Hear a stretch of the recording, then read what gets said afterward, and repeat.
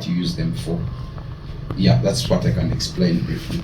Okay, thank you so much for that. I'm going to ask, I think we are going to first focus on the double-edged sword. So by double, I guess we can all interpret it as the positive side and the negative side, right? So you're going to help me and explain to us, like, to you, because we are the Gen Zs, and good thing you're also part of us. So I want to ask the positive side of this sword. How positively has social media impacted us as the Gen Zs? Thank you so much. This double-edged sword, to me, I think it is symbolic. It is a sword that is double-edged, and I'm going to talk about the good side, and those are the opportunities for Gen Z. Social media has a lot of opportunities for Gen Z currently, especially if I, as a student, I've seen it like help a lot. First of all, I can talk about the online resources we use in education. I can talk about how it helps us to do research, to do our courseworks. So those online resources are one of the things we use. For instance, the ResearchGate, the different applications we use. We know Chat AI and the rest. And these applications have helped us to, make work easier. We are not like those people in the past who had to do everything for themselves. That is number one. And the second reason is the positive edge of the sword is about career opportunities. Many youths, many Gen Zs have taken social media to the next level. They have used it to grow their passions and have developed careers. They have become entrepreneurs in very different areas and different spaces. I can talk about podcasts. People are making podcasts and are making money. When I go on the other side of entrepreneurship, people are doing e-commerce. They're selling goods online and they're making a lot of money. And for the Gen Z, it has made work easier, more flexible. That's what I can say. Thank you so much. Thank you so much. I will get back to you. So, Honorable Minister, could you please help me see the other side of the sword, the negative implications of social media? Well, sad I have to talk about its bad side. But mostly, I can't say it presents people with opportunities. However, you see, nothing is moved all through. And when I'm to look at the negative side of social media, I'll start from the basis of the environment we live in. For example, campus.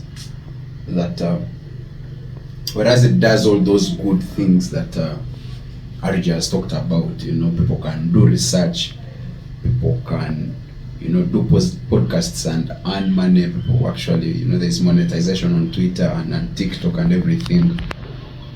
On the other hand, I think it is a very, very disruptive site itself. That people's spans of concentration have reduced to start with. That people will now not be able in our generation to probably read a book of 1,000 pages and take it all through and read it until its end. We have people that cannot even watch a 5 minutes YouTube video these days. People prefer shorts on YouTube, people prefer short videos of TikTok. So that means they then probably miss out on a lot more content if they continue then consuming very short videos, because you see, if you have something very important you have to pass on, it may take a long time, but then when you have attention spans of people being very short, then it means they miss out on most of the part. Then also we talk about things like making people lazy. That someone will comfortably sit in their room and scroll through TikTok the entire day and don't do anything.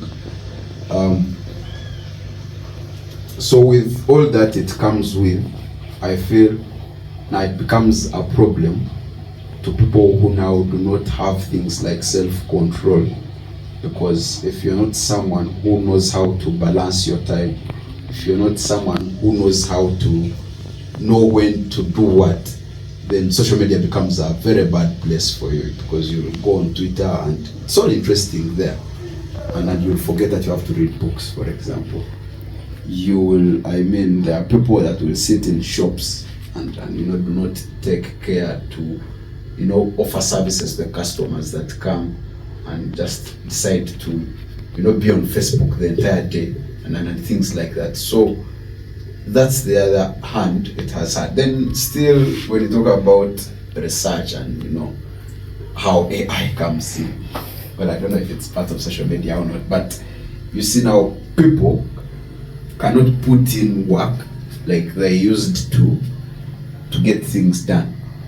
People these days will just write a letter of AI, just prompt it and get a letter and sign and deliver.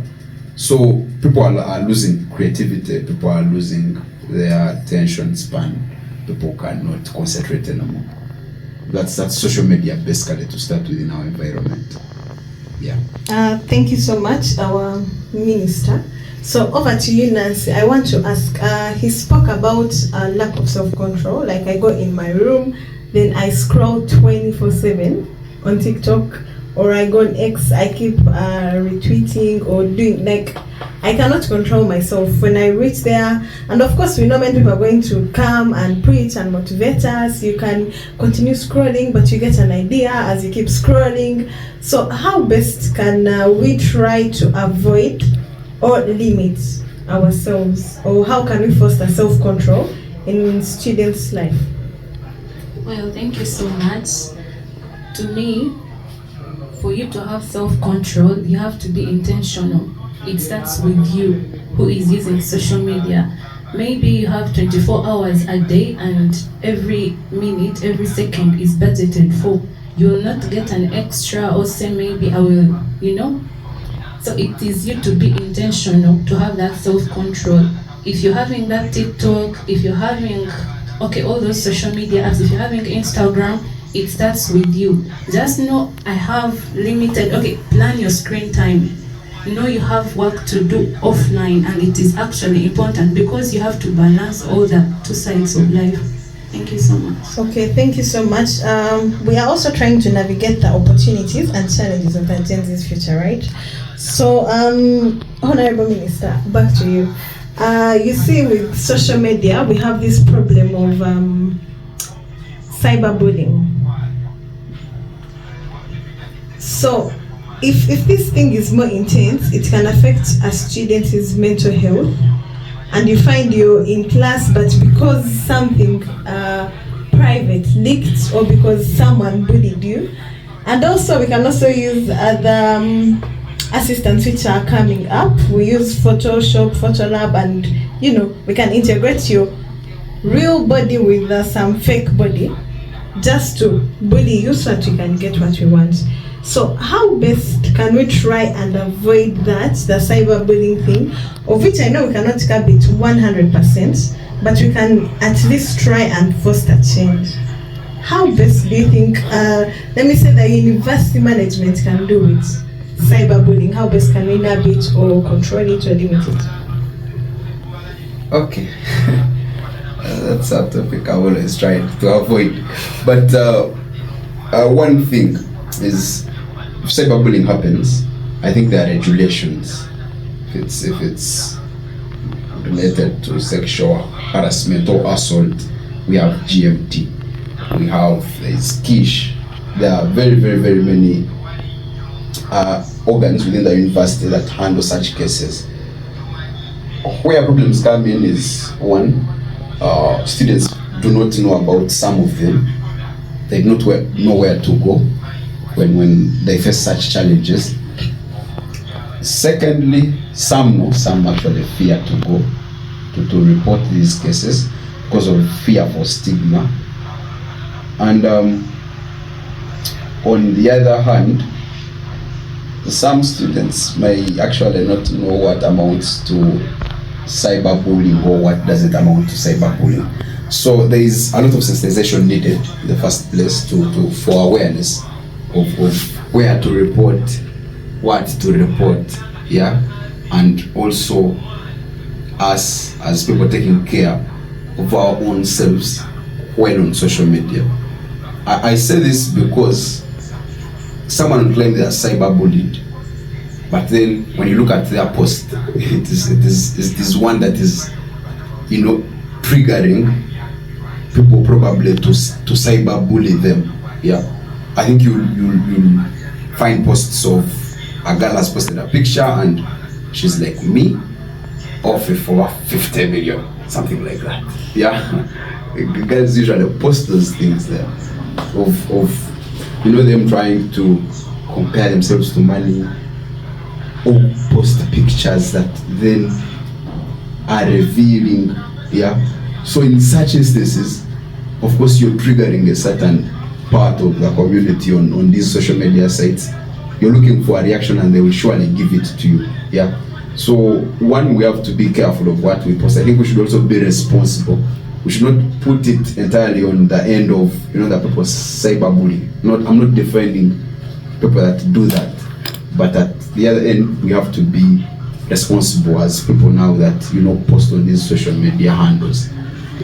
When people complain about things like things leaking, nudes leaking, yeah, I will totally blame the person that leaks those nudes. But on the other hand, I will equally blame the person who allows to be recorded when they are nude. Yeah, probably if you find a problem with nude pictures leaking or videos, then the best way to curb it would be not recording them in the first place. Yeah, so a lot has to go to our end as people to be responsible for what we do when on social media or off social media, because there are instances people have done things actually off social media. Someone pick them up and bring them online here, and people will roast you. Yeah, so yeah, it's two-way, regulations and also us being careful with oneself. Yeah. Okay, before I cross over, I want to ask you another question. So you said like how we can try to curb or limit the cyberbullying is okay. The problem is, you said some students don't know where to report to or how to report to the management. So good thing today we have the Minister of Information.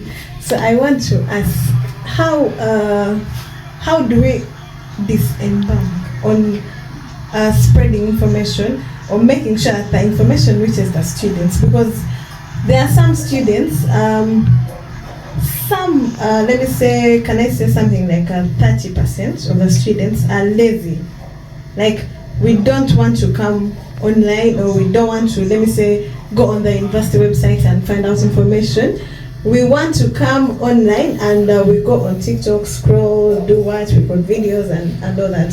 So how best can we try to, bring the information out? Like, we try to force them to get to know information, but without forcing them. How best can we try, like, from your ministry? Yeah. Because it can help us in trying to, limit cyberbullying, or, like the university can also put regulations on social media use and all that. I think we've heard of this saying that goes, you can take a horse to the river, but you may not force it to drink water. and it holds in this scenario, because I think we've had similar engagements with the administration on various issues.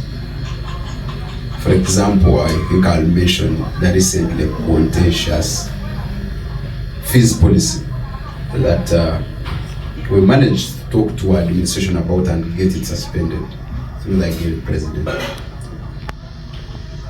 But you see, one of the reasons we were telling them is people do not know about the fees policy. Administration tells you, actually, among the documents we give freshmen and fresh women is the fees policy. So the issue is that students do not then go on to read what these documents they've been given entail. Same thing with gender mainstreaming directorate. All policies are given to freshers when they report. But just like I told you, we are in a generation where people cannot read. Yeah. So they give them a paper, just go after orientation, throw it on the table and never open to find out what actually is there. Yeah. Most cases this is information that will help them, acclimatize to the environment and campus and know what happens, what do I do when this happens. So the problem is, with us not wanting to read, we've lost our concentration span. We do not want to read anymore. But besides that, I cannot say that we've then sat back and said, as long as these people have been given policies and